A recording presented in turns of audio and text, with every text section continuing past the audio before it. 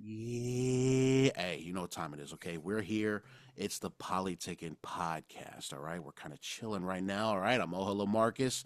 That's Lance Falitongo of the Ballinesian Podcast, all right? Glasses is out and about still, you know what I mean? He'll be back on Sunday, so, show him some love and all of that stuff, bro. If you're listening or watching this on Monday, you know what I mean, then you could have watched it early on Friday on the Patreon, all right? Patreon.com/the Polytickin Podcast. You know what time it is, bro. Early access to this episode plus a Patreon exclusive. All right, check out the other shows in the network. All right, we got the Ballinesian Podcast with the Uso right here, Lance and Coach Forrest, you know what I'm saying, every Wednesday. Okay.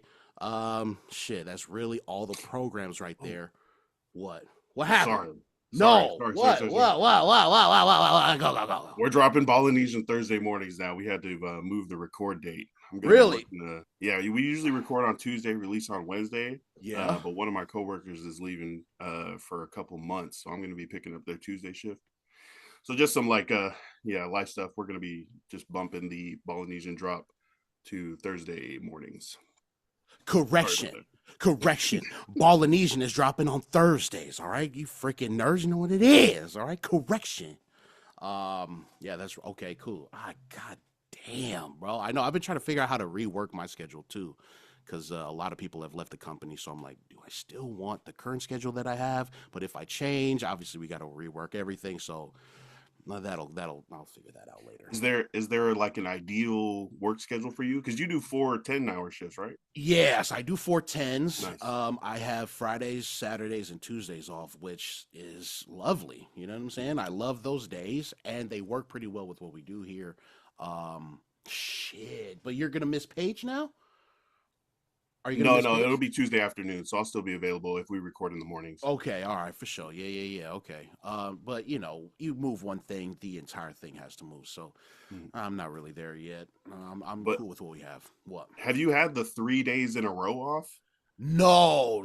You know what? I'm kind of scared to have that. I'm not gonna lie. I like the split because it forces me to I don't know. It's something with my brain where I feel like if I have 3 days off in a row, by the end of the third day, I'm just like, I don't want to go to work. Hello, I'm a man. I would give myself a 4-day vacation, but I feel like just the split does something to me psychologically where I'm like, all right, cool. You got your 2 days in, you know what I'm saying? Go another 2 days, you get another day off. And it's like symmetry too. It's like symmetrical, you know? I work 2 days, got 2 days off, work 2 days, got 1 day off. I like that pattern. So, no, whatever. It's cool. We'll figure that out later. I got all this neuroses, I guess. But What's yeah. that? This I don't know, neurotic behavior where it's one thing I guess I blow it up bigger than what I think it is, you know what I'm saying, kind of like George Costanza. So but George is a fucking idiot. So It sounds like you also are concerned or also thinking about like the recording schedule for everybody for the oh, network too. for sure. Yeah. I I want to suggest that you don't think so much about the network recording and like take whatever is good for you personally, because work is like, I mean, we're there, you know, half of our actual living week, so it's like a big deal. So if you could get like a better schedule, I'm sure we could figure out, you know, the recording stuff on the other side of that. But Fair enough. if you can change your schedule, especially with people leaving, that's going to open up, you know, possibilities where you can, well, a little better. Maybe some things are a little easier, a little more streamlined for the timing or the days. So Yeah, yeah, for whatever sure. can be a dope schedule for you, Hell definitely yeah. look into that. Take that.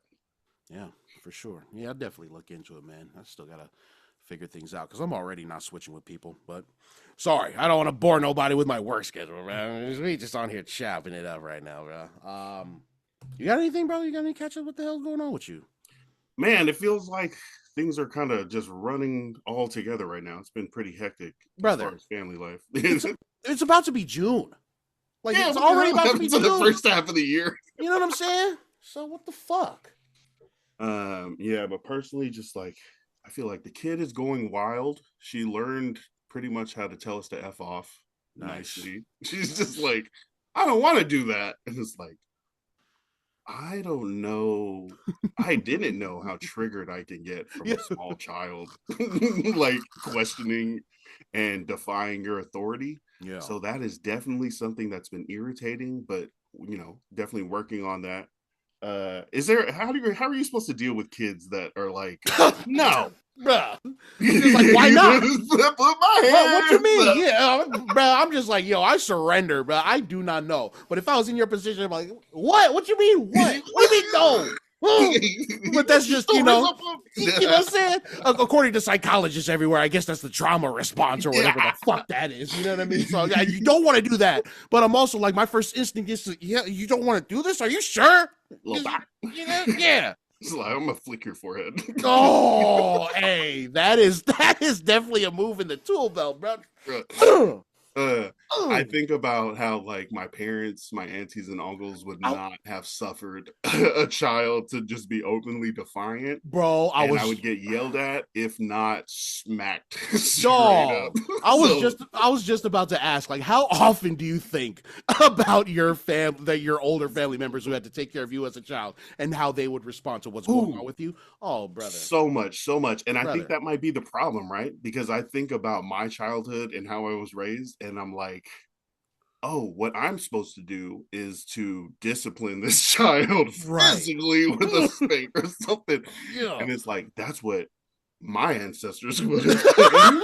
And they're probably looking down on me. I'm like worried about the shame of my past relatives. And I'm like, are they looking down? And I'm like, I need to stop that.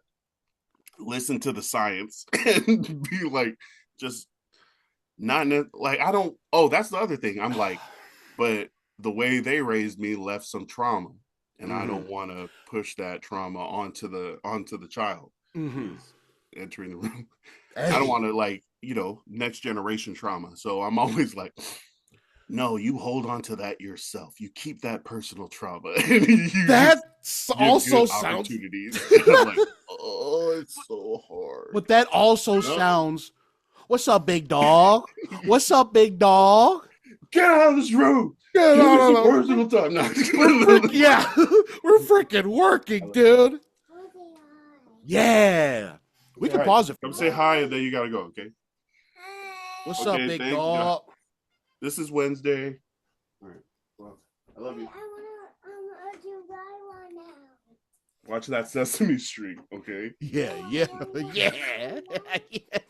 Ancestors, what should Lance do in this situation, bro? We're calling down the power of our ancestors. What should Lance do in this situation right now, bro? She has entered the room. Talking about her. Yeah.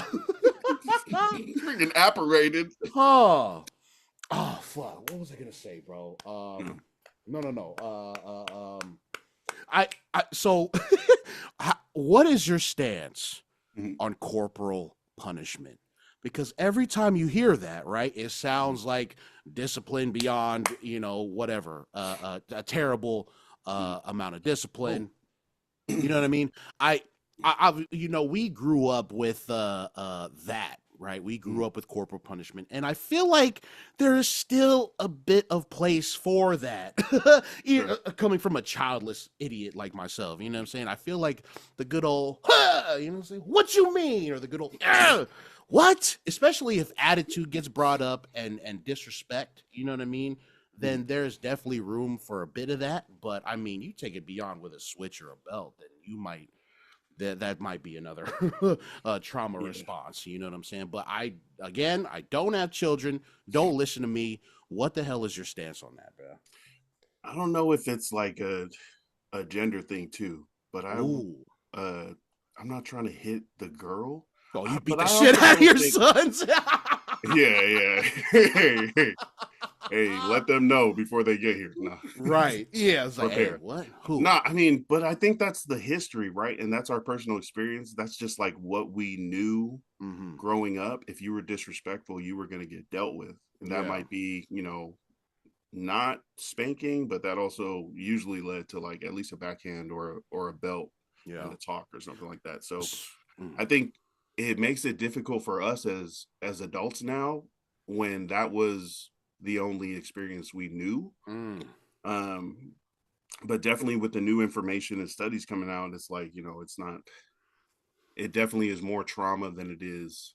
I mean, and what do you want? Do you want a quiet child that's like not going to do anything, or do you want a child that's like not scared to act out. I feel like there's a lot of times when I was a kid where I was like, I don't want to do anything bad, so I'm just not going to do anything, right? Oh yeah. I'm not going to Mm-hmm. take that chance of Right. possibly getting fussy after Yeah. this. So, Yeah. and that might have like capped off some of the opportunities that I was comfortable, even attempting or taking. So Mm. I don't know, but then I'm like, how much of that is anecdotal and just my personal experience and not necessarily going to be like everyone else's or the Mm. general experience? So it's confusing. I'm trying to I figure bet. that out while also keeping on, our controlled, not stoic, but just like not emotional and not like uh outbursts and stuff like that, Sure. which still happens. I'm yelling at a 4-year-old and I feel Yeah. stupid. But uh yeah, it's like yeah, just trying to figure all that out. That I feel like is just a weekly regular thing, but this week has been a lot. We also have my dog who we watch over whenever my ex needs us to. Yeah. So we got the dog, we got the kid going on. Sammy like broke a toe trying to chase the dog out the Jesus. house. Work is crazy, so all that is all happening at once. My It's been a God. wild week, it feels like. And then like my headphones aren't working this Yeah. morning. Oh my I'm like, God. what is going on right now? I thought you were prepared. Oh, right. It's just one of them weeks, right, where it just feels Yeah, like everything is just closing in on you at once, and then it yeah. culminates with the headphones not working, and you're just like, you know what? Fuck. Fuck it all, bro. You know what? Burn it all to the ground. Like, bro, I've been there hella times. I totally understand. It's like uh, here's another thing I wanted to bring up though. You mentioned how like you behaved a certain way so you didn't want to get fossied and stuff, and it kind of quieted you to the point where you didn't want to speak up. What if what if no matter how well or how well you raise your child, what if your child still feels that uncomfortable? Maybe that's something that they are that is or that is them personally. You know what I mean? So yeah. how do you figure that out? I feel like you would want to nurture a space where no matter what, they would feel comfortable enough to express whatever it is that they want to express. But I guess you just can't help it, no matter how good or bad you're raising your child, that if like their personality is to be withdrawn or to be just not standoffish, but to like be a little hesitant to express themselves, then Yeah. you would want to nurture some kind of environment where Mm. they're free to do so. But like, I totally understand that. Like, okay, maybe I shouldn't say this stuff because I don't want to get slapped in the mouth. we're You know? we're like, there's that one meme or like little joke where it's like the parents are not trying to pass on their trauma, their Yeah. known trauma to Hmm. the kid, and they ended up giving them their kid's own special messed up trauma. Right. Like, Yeah. So it feels inevitable, right? Like it, and yeah. not. I mean, it just feels like again, it just feels inevitable. But like, you can only do what you can, which is your Mm-hmm. best. And if your best happens to leave your kids with a bit of trauma, I mean, we all got a bit of trauma. That's what I'm All right, saying, welcome right? to We the all got a club, bit. girl. You know what I'm saying? Welcome to the club, girl. Shit. I want the trauma that's gonna like drill into my kid's head to not get kidnapped I mean, or like right. to, Is there uh, such thing as positive trauma? Like, can we enforce that? Let's net enforce some. positive. Let's enforce net positive trauma, bruh. Let's do Yeah, that. they're like in a mental institution with Sarah Connor, but Yeah. they can fight really You good, know so what I'm it's kind saying? of a positive. Come No. on. I mean, bruh. Sarah Uh, Connor's kicking some ass, some robotic ass. Yeah, bro. there was another parenting kind of saying. It's like your kid is not a blank sheet when they come to you, where you can just copy paste your favorite, sayings or doings or Sure. Yeah. uh, they're they're like a sheep. They're like a baby lamb that you have to guide. Mm-hmm. It's more just like helping them along their own path, not creating a path for them. You can definitely, as a parent, hook up your kid, but your kid is not like, a video game where you're gonna do everything step by step. Everything's gonna be perfect. You're gonna level up. You're gonna teach them a new skill: cut, fly, dig. Mm. You're gonna like as you level up. It's more like your kid has their own personality traits, already has their like learning, their love languages, their learning abilities, their all that is already on them when they are born, and your job is to just guide them to the best of those abilities. But I can't just be like, oh, you're going to be a great Tetris player, you're going to be a great Chargers fan, you're going to be right. I can't just put all of my own wanted traits onto a kid. You got to help them out. So whenever I am super frustrated with something not being learned at the speed that I think it should be, or like remembering something that I thought she already knew and getting frustrated in that, I try to take that moment to stop and be like, this isn't some like video game or science project where you're trying to hit these things. You're just need to be here, experience, enjoy, and really just guide this kid day by day into being better. And also, I can't help but to like see my own inadequacies or traumas and not want those to be copied over. So I feel like I'm fighting specifically when I see those things. I was like, I don't want you to be scared of certain things. I think we're doing a good job. She's ready to go. She's always jumping up to people like, hey, do you want to play? She's not scared. So I think it's going well, but just keeping that open where it's like, you can do anything, you can try anything, and we'll be here to support you. But that's and the last thing is like, even if she's scared of other people, I definitely want her to be very comfortable and trusting of me and her mom to come and tell us anything. So like, even if you're not going to be out with your friends and like feeling 100% comfortable, I guess like in grade school, you're trying to figure out and you're kind of scared to be yourself, but I want her to be herself and also to have that connection and trust with her parents to be able to tell us anything. I think that'd be huge. And like, to always, I guess kids don't always have their parents as like their supporters, right? Like you should, right? And they always love you, but they're not always, it doesn't feel like they always have your back. So I'm trying to figure out how to implement that feeling specifically is like the next step. But yeah, it's been busy. It's been freaking busy and hectic here. If nothing else, fatherhood is but a mirror.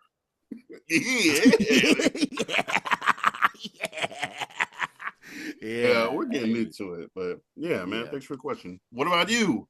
What is new? Shit, a whole bunch of nothing, bro.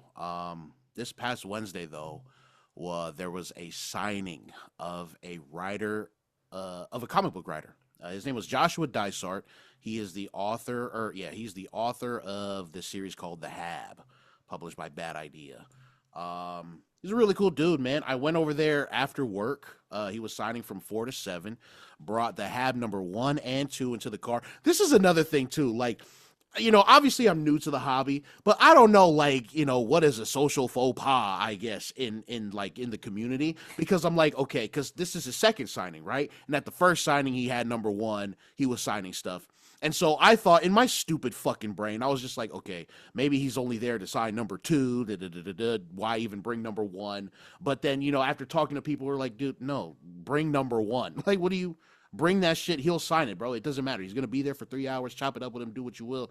Bring that shit. There is no faux pas in this, bro. So I was just like, okay, well, all right, then I got you. And I still fucking did it anyway. I like I said, I brought number 1 and 2, left number 1 in the car. I was like, well, maybe there's a possibility he's not doing number 1s. And then I go in, no, I left number 2 in the car. Yeah, I brought number 1. So I was like, all right, cool. I'll get number 1 signed or whatever. Just leave number 2 in the car. I guess I did the inverse of the faux pas. We're like, I brought number 1 when I said I was going to bring in number 2. Now, I don't know. But whatever, bro. On yourself. You know what I'm saying? Like, bro, just stop thinking and just bring the goddamn thing. So I bring number 1 in, and he's there with his table, you know what I'm saying? And I was nervous, bro. I didn't know. Even after these con appearances and chopping it up with people, I still don't know how to interact with other like creators or people who are doing things. Like, I don't know, like, you just get it signed and then leave like, hey, thanks, man. But also, like, I wanted to make it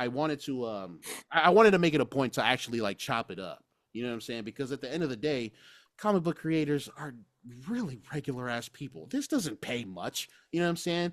Like, you're lucky enough to be able to get paid to do this shit. So I have to keep that in mind when I meet other creators or other people out in the wild, to just, to feel okay to pick their brains and stuff. You know what I'm saying? So went in there, was introduced by Eddie. I think he was the one working, and he was just like, dude, if you're just chilling in here, go talk to Josh. So I chopped it up with Josh, man. Josh.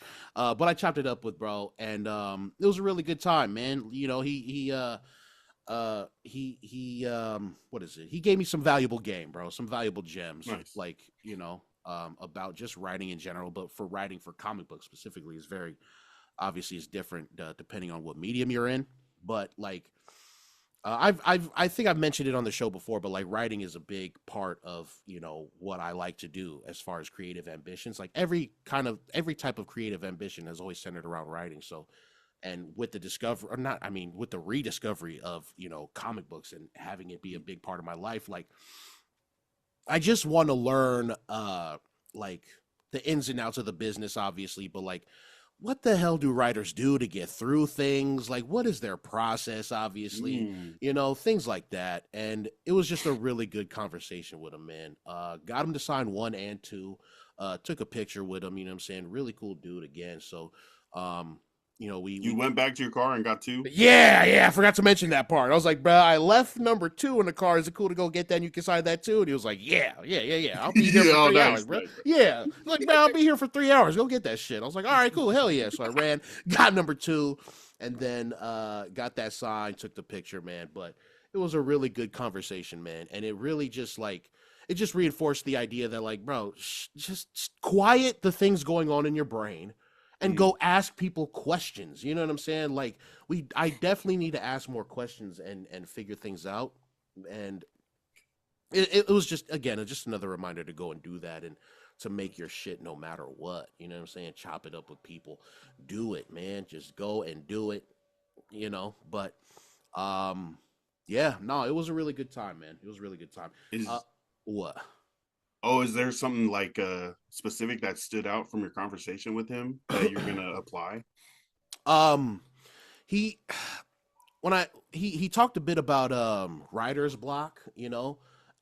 He kind of just reinforced what all of us think, right? In order to get over writer's block or anything that's blocking you, you have to get through it, right? So you have to write your way through things. You have to, yeah, write your way out. You have to work your way through it in order to try to get over it, man. And you know, obviously we know of that idea, you know, doing content all the time and stuff. So what is it? Success is on the other side of cringe. So, you know, it's like it was a bit of reinforcing of ideas that we already knew, but like hearing it from someone who is in the business, who does it like that, it just kind of confirms that like this is a cliche for a reason, but because it's true. You know what I'm saying? Working through it is fucking true. That's how you get to it. So it was that. It was just I did miss a couple of questions. I wanted to ask him about like what is the hardest part about collaboration for you, because as just the writer you literally have to have a team to make one book. You know what I'm saying? So you're working with artists, you're working with editors.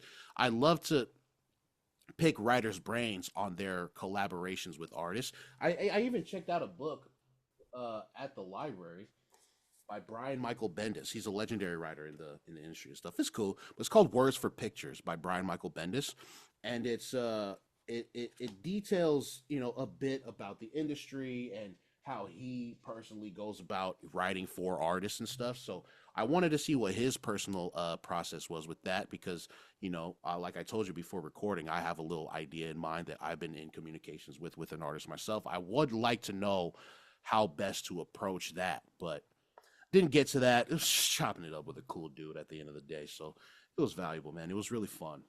That's dope. Yeah, it was cool. I got another question. This is like, I don't know if you ever don't, Lance. Yeah, right. What happened? I don't know if we've ever talked about this, but you mentioned like your writing style, and like how everything is kind of centered on writing. What is it about writing that draws you to it, even though it's different mediums or different medias? It's still like having a writing base. What is it about writing that like brings you to it? You know, man, ever since I can remember, I've always just written stuff down. And like when I first started like writing raps and shit, like I would fill from the top of the page to the bottom with stuff, with just words. And I remember that like giving me a very fulfilling feeling. And then obviously English class was my favorite class, and like especially when we would write stories or personal essays, and then whichever ones the teacher thought was the best, we'd present. I presented a couple of times. I presented Yeah. a couple of times. You know what I'm saying? And it was always that. It's like this feeling of again fulfillment that like I never felt with anything else. And I just realized the idea of every creative ambition I've ever had centered around writing, like last year. You know what I'm saying? Like when you're trying to, write music and be a rapper or whatever, you're just like, oh yeah, I write raps. But no, I mean, there's writing involved with that. You want to obviously be an author, or just the content too, right? With the content, I've been scripting a lot. I've been writing Yeah. a lot, trying to, hone in on being a better reviewer, critic, making better thought pieces about the single issues that I'm writing. And it's just all of that. All of that is very, I'm going to say the word again, fulfilling to me. Like it feels great to like start writing something from start to finish and then seeing it and then executing it. It's just something about that feeling I just will never get over. So, yeah. Nice. Yeah. Well said. Did you I'm write that? Have you yeah. written that? That was good. That was Thanks, man. good. Thanks, man. Thanks. Yeah, I wrote it myself, bitch. No, no, no. Nah, man. Yeah, I especially with reading more. Reading more has been fun Mm. again. Reading has been fun again, so it makes the writing fun, and it's like it's just an endless cycle of like wish fulfillment. You know what I'm saying? So I don't know, man. It just feels like a lot of things are happening all at once, too. You know what I'm saying? And we just got to get through the motherfuckers. All right? We out here putting in work. Quit playing with the network. I keep telling y'all to quit playing with us, and y'all do not listen. All right? We all never be listening, but here we are. All right? The boys is in here. Even if Glasses isn't, he's in here. Okay? Shit. I'm going to go cry now. Shit. Nah, man. Yeah, we don't have many topics, man. I was telling Lance that my head is so far up my own ass right now. I don't know what the hell is going on in the community, but I did run into. I mean, I ran into this for like this has been going on for a couple of months. You know what I'm saying? If you're tapped in any way with the comic book community, there is a nascent movement stirring up, right? And it's called DC So White, which has actually just entered phase 2 of the movement. All right, it is started by this creator named Jay Penumbra.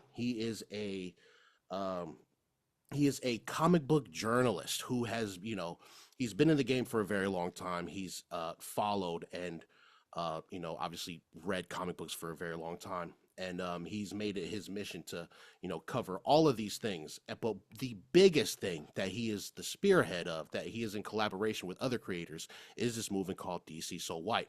So, um, as of now, it has been 1,200 days since DC Comics has had a long term ongoing series led by a black character, led by a black superhero.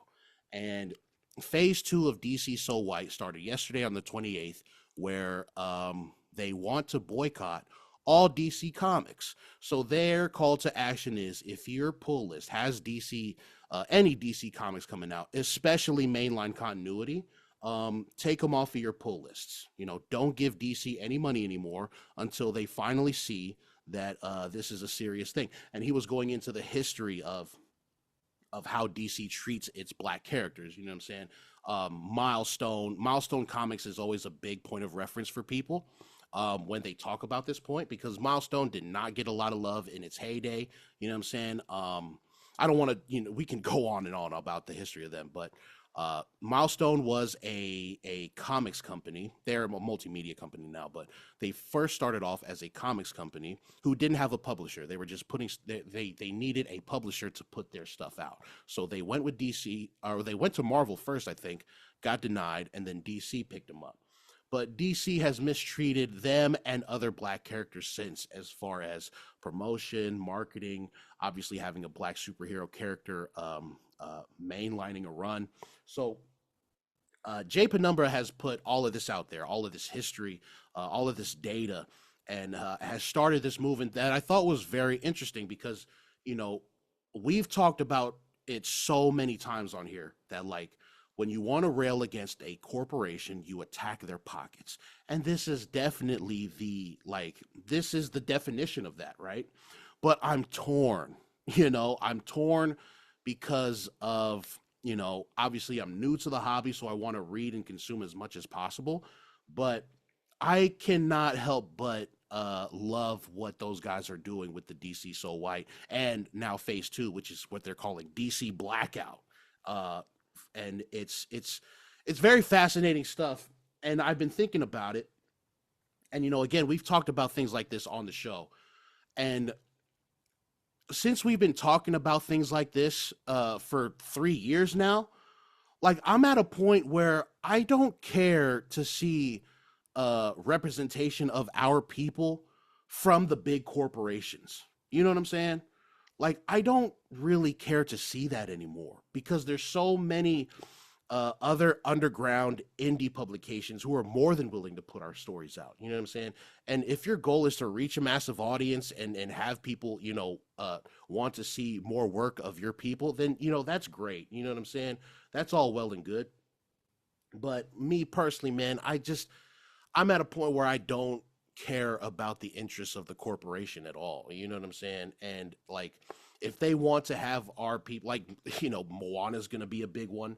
That's always a big point of reference that I think about, with Disney and putting a story of Moana out there, which is, like we've established here, is always a good look. You know what I'm saying? And people will they'll nitpick it to death. But the fact that it exists from Disney is a huge deal, right? But I don't expect any of those anymore. And I don't really, I don't care. You know what I mean? It's like, these big corporations, their only interest is the status quo, and they're going to do what they will to, just put out what sells more, and to them, our people will never sell more, even though the numbers suggest that they fucking do. And that's another big point that Jay Penumbra brought up, is that the myth that Black characters do not sell, that's a myth. It's a myth. They do, and I just applaud what they got going on over there, and I want them to succeed with this. You know what I mean? And I like, again, I'm just torn between, like, not caring about the interests of the corporation at all because it feels like there's something bigger going on. Like, I'm paying $7 at the pump. It feels like the world is going to end around us. So it's like, I just don't want to minimize their struggle by saying things like that. You know what I'm saying? Because it's a real thing, and it's a real thing to want to fight for. And I'm just like a big picture guy. But I don't know. Maybe that could be like, it looks like cowardice as well. And I don't think it's cowardice at all. I think it's realistic, but you can think what you want. I think I'm leaning more towards canceling my my DC pulls as well. You know what I mean? And I think another. Sorry, go on. What happened? I'm yapping. Oh, that's a lot, right? You read a lot of DC, right? And that's like all the absolutes, all bro. the So Batman. yeah, bro. So I've mentioned that I like DC their stories better than Marvel, but I'll pick up both. And there's a whole bunch of indie publications or a whole bunch of indie books that I'm getting too. Yeah, I just like DC more, with their stories and stuff. But this is a great movement, and I'm leaning more towards ending it. But, like, here's another thing too that I find really funny about what's going on is that people are exposing themselves to not fully understanding Jay Penumbra's message. You know what I'm saying? Because that is their biggest point, is that they keep bringing up the Absolute series. They keep bringing up all these other series that are not mainline continuity, which is the main series, the ones that DC pushes as their, like, obviously the main series that we all know of, these characters that we've all known. Like the Elseworld stories, like Absolute, those stories like take places in different universes. So it's not Elseworld. Is that what it's called? Yeah, Elseworld. right. You know what I'm saying? Nice. You know what I'm saying? That's a great name for a universe. But like they're missing the point that they're not exactly talking about those Elseworlds stories, but there's also another point to that where like, okay, you do have black ongoing stories in the absolute universe, but that's only where you can have these black ongoing stories is Elseworld stories, not in Mm. mainline continuity. So it does extend to a degree to those absolute Elseworld different Mm. universe stories. So it's like it's a very layered conversation, one that I don't feel equipped to talk about, but I love to bring up to you and also Glasses on the page, because like this is everything that we've talked about on the show. But because of this show, I'm also like, bruh, fuck DC and Marvel, bruh. If you want that, let's create our own shit. Woo, woo, woo. Wow, You know what I'm yeah. saying? Like build our own shit. And like, I think that is, if I'm not gonna lean towards canceling my DC books, I'm definitely going to invest more into indie publishers now, which I Mhm. already have been doing because I love what the fuck is going on out of there. You know what I'm saying? I love what's going on in Image right now, Ghost Machine, Skybound, who are all imprints of Image, Vault, IDW, Dark Horse. There's so many other publishers that you can give your money to. You know what I'm saying? And if you think that like if you feel like me not getting rid of my DC pools marks me as a coward, shut the fuck up, bro. What have you done, bro? Is this the biggest movement you've ever participated in, bro? Because it's not for us, bro. We do this for real. But if anything, it's just, I don't know. I just think it's a Mm. really good talking point, man, within a fucking niche ass community as it is. You know what I'm saying? I don't know. Maybe I'm talking too Questions. much. Questions, sure. Okay, so wait, so it sounds like there's other black superheroes, right? But DC for the last 1200 days, you said, what is that, like almost 4 years? They've decided that for them, money wise, black character, black mainline character is Mhm. not worth it to them. It Is that's what it looks like. Yeah. What? what is the importance of having a black superhero, right? If they're all like Fantasyland or else, well, I mean, I guess not Elseworld. We're talking about mainline. If it's all fantasy, what's important about having someone of the same skin color as you Mm. being like the main superhero? Probably the biggest one, which I keep seeing, is representation. That seems to be the biggest buzzword within, with questions like that. And the answer seems to be representation, but also a light on the mistreatment of these characters. You know what I'm saying? Like they, there are times where a series that are led by like these white characters, they fail upwards. That's another point that Jay Penumbra brought up. They fail upwards.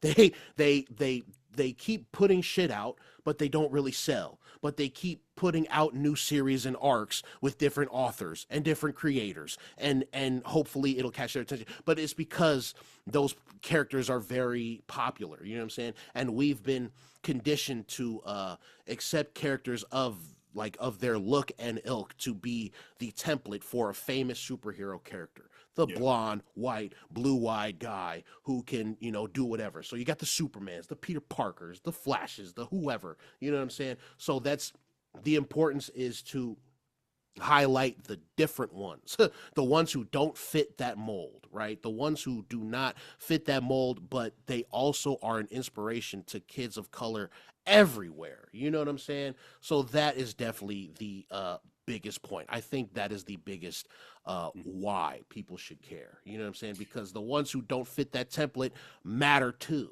You know what I'm saying? So it's, yeah, there's a lot. And then I guess the other thing is like, uh, does DC have other black characters that they could make mainline?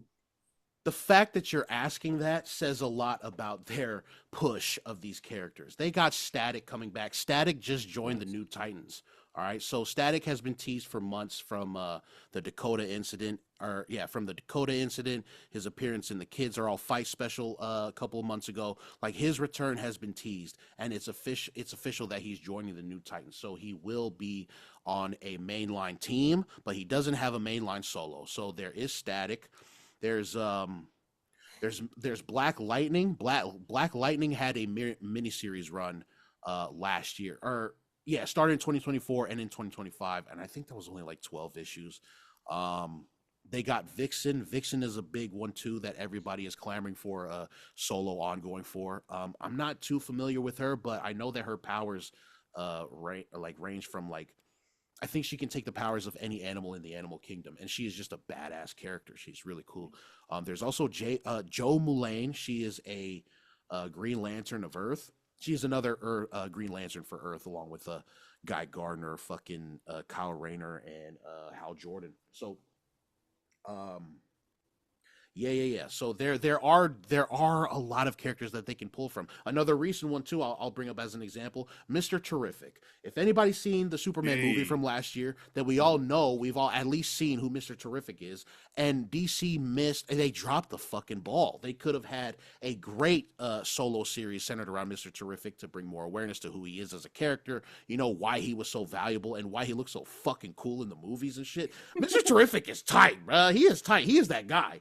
But yeah, it's just a lot of that. There are so many characters in DC's roster, but they show no love. You know what I'm saying? They it seems like they just show no love to them. So, but in my mind, I'm like, yeah, I'm not surprised. Of course they don't. They're a fucking corporation that operates on shit that just doesn't fucking compete with them. Yeah.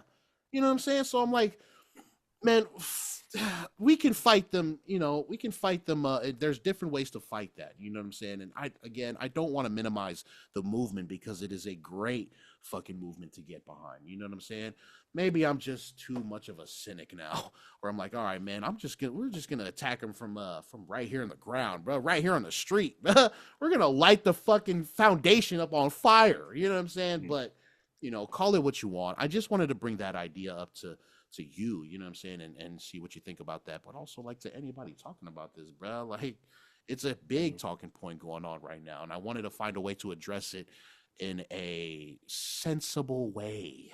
You know what I'm saying? Mm-hmm. Unlike these other fucking idiots who keep bringing up the same points, that lets me know that they didn't watch what the fuck is going on. But you know, And who's the guy that put out that is it a YouTube video or he's been putting out YouTube videos and having this so stand for he a while? he Jay does. per Jay Penumbra. Penumbra. Yeah, Jay Penumbra. He has been putting in work. He has a YouTube video, basically a primer or like a description of the DC So White movement and now Phase 2 DC Blackout. But like he's been talking about this for months. Like I think he's the one that started the website called DC So White, where it's a running timer of how many days it's been for DC to have a black ongoing a black character leading an ongoing series. So he's been at this for I think a solid year and a half, close to 2 years. Um, he's written articles in different publications about it. He's had guests on his pod. He's collaborated with other creators talking about this, and it's grabbing some attention. Like there are some Instagram accounts that I've seen that are pretty big in the community talking about it. So it's like it's a big talking point going on right now. So yeah, shout out to Jay Number for all that, man. Just a really cool dude. Really cool dude. Nice. And it's good to hear that like it's catching on and people are like paying attention to it. Hopefully DC freaking realizes it's a big thing too. Yeah. And that's the last thing I wanted to talk to. If DC like it says they recognize that it's important, what does that look like? Like I feel like they could just put out something kind of small to like be like, oh, it hasn't been 1,200 days. See, look, we put out this, I don't know, like some B level that you weren't expecting. But is there like a certain step you expect them to take if they were if DC was responding to this and being like, oh, this is important. We need to put a black superhero like as a mainline character, a main character in the mainline stories. What does that look like to you that is a big enough step that it's legit and it's not just trying to quiet down kind of like the discourse that has begun? I would want an ongoing series that lasts more than 52 issues because I think that is the longest running series starring a black character in DC's history. Is 52 issues, which is not a lot. Most ongoings, like collected compendiums and omnibuses, they'll be collected editions of like 100 plus issues. So if they were to, man, if they did a static series lasting more than 52 issues, bro, like that would be that would be a sign towards progress. It would not be the end all be all for me, but seeing that would be insane. You know what I'm saying? Just break the previous record of 52. That's it for me. Break that record. See how committed you are to this, you know? Because that can lead to other things, obviously. So yeah, that'd probably be my biggest point right there. Like, if you Is have there a 53 certain issues, bro. status or tier of character that it would have to be? Like it couldn't be someone that no one ever heard of, or maybe even an original black superhero. Would it have to be one of those like OGs or well known ones? I think so. I think so. If they want to generate enough interest, and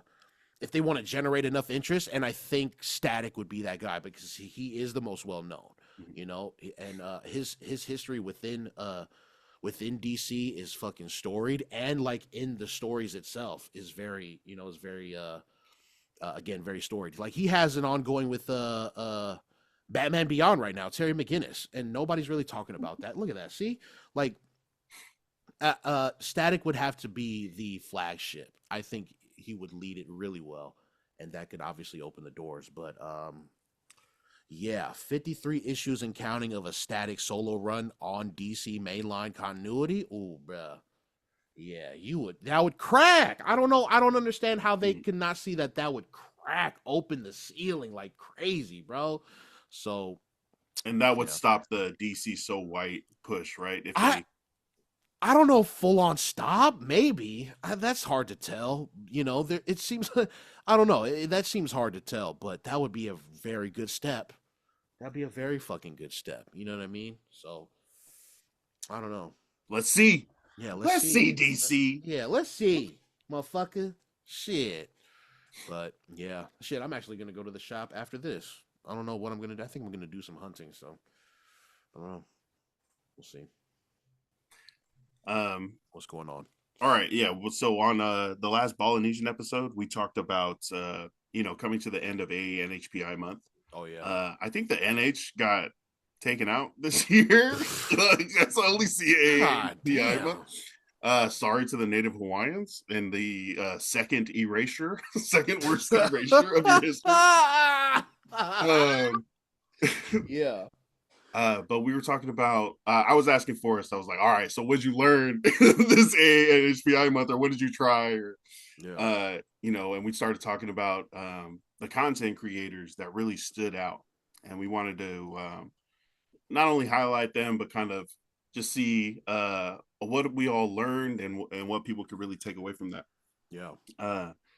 Yeah. So we're talking about you, OLO Marcus. You've been doing the comics for months and months and months now, but I feel like this last month, a couple of the different content pieces that you did, going into the comic stores, going to Comic-Con Revolution, showing like a different side of what you've already been doing. I think in the last month definitely has hit, popped. It's great to see.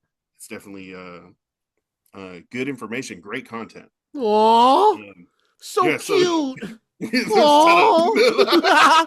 So cute. Yeah. Talked about you, Yeah. the Uso Camp, Marty McFlyer now, all the work that he's been doing and having like Grammy work, songs on the radio, stuff like that. Yeah. Definitely about we talked about the Uso PD Toy Lolo, the Woo! living room. Man. Always helping, has all his equipment, is always collabing with other people in the Central Valley or even the Bay, to like show the youth how to use these cameras, how to use these video cameras, how to edit, how to set up lighting and stuff. It's awesome to see kind of that knowledge being passed on. We talked about coaching trees kind of in sports, right? You have one guy that teaches other coaches, those coaches go and do other things. I think that's what PD is doing down there in the Bay. PD, Mena, everybody that they work with, Pasifika by Focus, Pasifika by Design. Yeah. That is so awesome to see. They also had the shirt and the hat drops this month.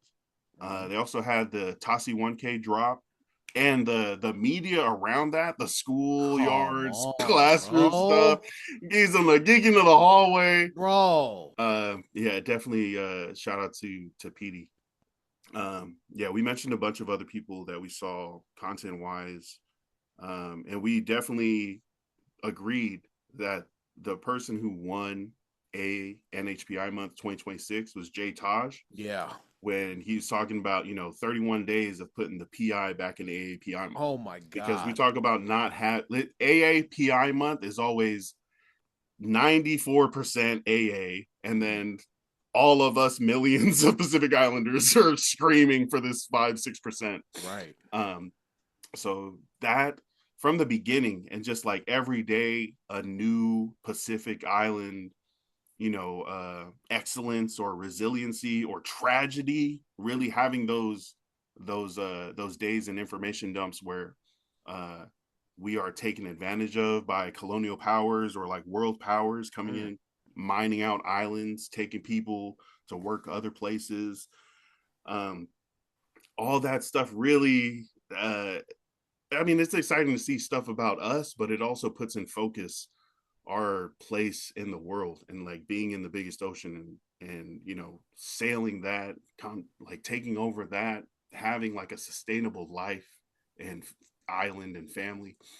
um and just how awesome Pacific Islanders are. We're always like little broed Right. in like conversations, because hey, like how much land mass do you even have? You guys are just the top of the Pacific volcanoes, okay? You're not Bro. really a it's not how much land we have. It's kind of, that would have helped It's with it's the rich. farming. Yeah. Apia definitely has more land, more farmable land, so they're bigger like that. But It's the richness of the land that these motherfuckers just keep on, shitting on. uh, And and yeah, people see Pongo Harbor as like a deep, safe place for their foreign boats to come, just have a waypoint between their trips to Australia and Asia or whatever. But yeah, it's like they see us more as a resource yeah. than a people with our own culture, identity, Yeah. and history. And that, I think, what Jay Taj did was huge, to remind people that we're not little islands, we're big ocean. Yeah. We're huge, and that is all us. And there's so many different uh places, times, people in history that have done great or terrible things for the Pacific. So I Yeah. think Jay Taj did a great job with that. Forrest also mentioned that there might be a page, kind of like a cultural page that you could follow connected with Jay Taj. I think he works with somebody. Okay. Yeah. I think I've But seen that. Yeah. In okay, collaboration for good, sure. good, good. Yeah. Yeah. So there's this information is going to keep coming. Maybe not every single day, but we're still going to have a place where we can be educated and learn about that. So Nice. that was great. Was there anybody else this month that stood out to you? You mentioned all the top dogs for sure. Oh yeah, you mentioned the guys that I had in mind for sure. Petey, I don't know why Petey's name did not slip by my mind, because you mentioned the collaboration with him and Toss. Like that shit is crazy. I love that.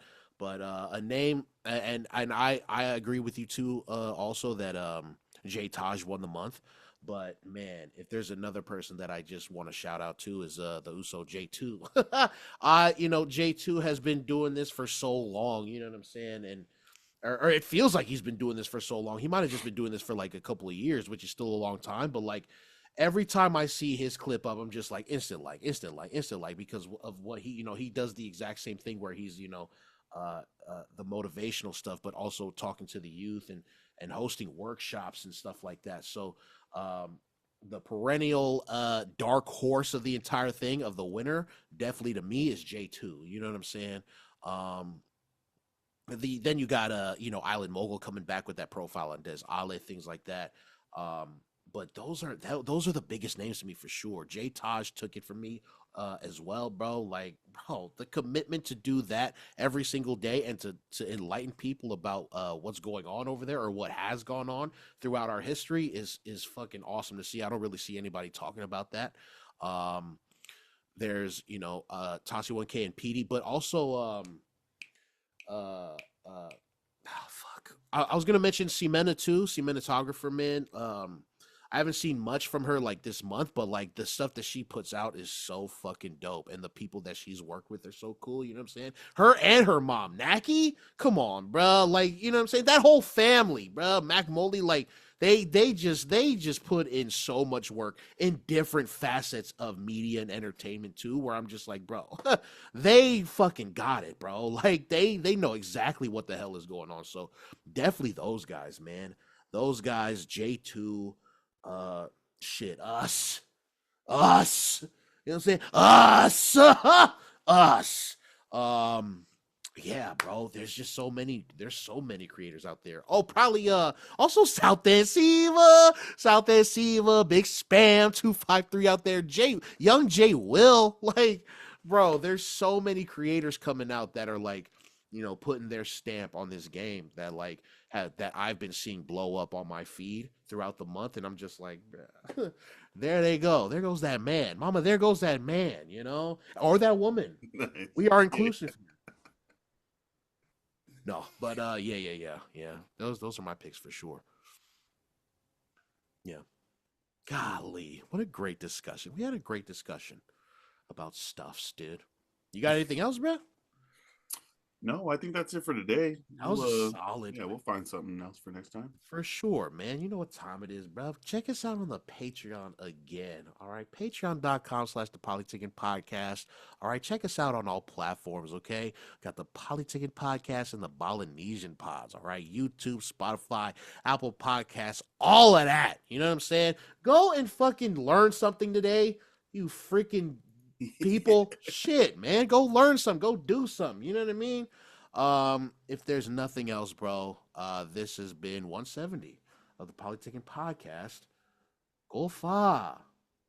Fa. Shit.